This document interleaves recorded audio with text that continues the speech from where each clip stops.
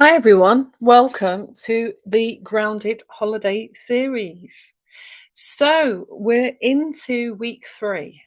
So let's have a look at what we're exploring today. And hopefully everything is going really well for you. I'm just testing out this mic because the other one hasn't been working so well.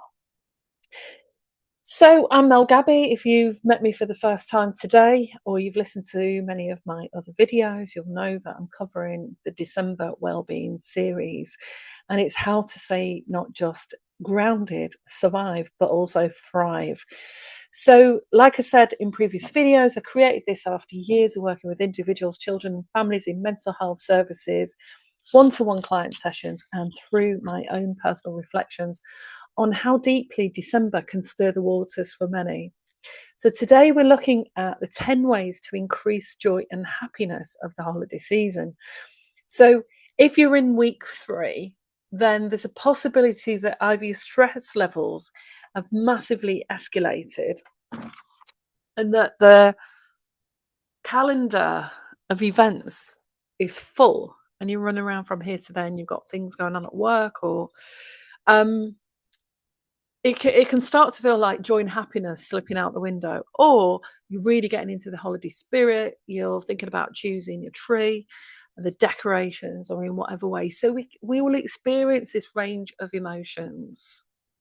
So this week is about bringing joy back into the season, real joy, not forced positivity or the pressure to be happy. Because if you're in your camper van and you're solo and you're by the lake and you're, I don't know, texting people, but want to get up the next morning with the dog, go for a walk, and you're just happy having a coffee by the lake. It's beautiful. There's some beautiful scenery around the UK. Or you're waking up with your grandparents, or you're working on that day, but you feel like you're giving back, and it's really important for you to help out with, when other people need to have time off to be with the family and the kids. So, joy is something you can cultivate gently, moment by moment. And here are simple ways to increase the joy in the holiday season.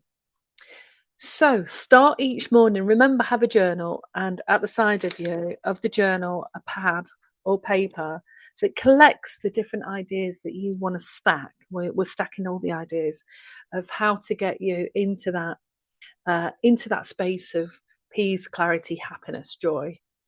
So start each morning with one thing you're grateful for. Okay, so you can add that to the things you need to do every morning. Breathe, ground, center yourself, have a mantra, and now think about something that you're grateful for. Do one small thing that you love every day, just for you, whether that's making a smoothie, baking bread, um, a hobby, having time out, having a bath. I was at the shops yesterday and I love bath salts, and I bought some really nice bath salts. And that in itself, it's little things like that that can just really make us feel good and bring that sense of joy. Spend time with people that feel safe and nourishing. So that could be a work friend, could be a neighbor, anyone at all, but spend some time with people who feel safe and nourishing. Nourishing as in it adds to your energy, it doesn't deplete it, it doesn't drain it. And then in some moments, light a candle, get a smell that you really like, and create moments of calm. Listen to music that uplifts your energy. So I'm listening to some tracks at the moment that are used in like ecstatic dance and the yoga sessions that I'm doing, because I'm starting to prepare for next year for the festivals. So I'm starting to work on the stuff for kind of next June and July, so that I can put the format in place. And like I said, stretch out that period of time, not just December, but January, February, and March, where I start edging towards going to the festivals and teaching at them. So play the music that you love, some old tracks, nostalgia, Christmas songs, um, dance, house, reggae, rap, raga, whatever it is that gets you moving, that brings you the joy. And then volunteer or give back. Joy grows when it's shared. So that might be at a shelter. It might be that you go for your cupboards, you find loads of clothes you can give to a women's refuge, or a shelter for people who are homeless. Giving back is shown by research that makes us feel good. And then create a cozy evening ritual. So there's a few people that I work with that have specific nights of the week where One night they'll spend it with a friend and they watch a movie, and then another night they might spend it with their partner, watching a movie, baking a cake, or doing something. So they actually allocate time to those things that are important. And then say yes only when it feels aligned. So aligned is a term we've just started to use really in the last few years. And that is where, if we think about something that if we're asked, it's a hard no. It's like, no, I really would never want to do that. Don't want to do that. And there might be some things you do because your friend enjoys it and you'll go along, but you don't have the same enjoyment. But there are definitely things where you say no. So the more you practice tuning into your body and knowing what a hard yes feels like, yes, that feels like me, that feels aligned, then just practice doing more of that. Practice, and it can be very simple things. Do you want coffee or tea? What are you aligned with? What's your body aligned with? Does it want a fresh salad, or does it want hot food, meat? Does it want veggies?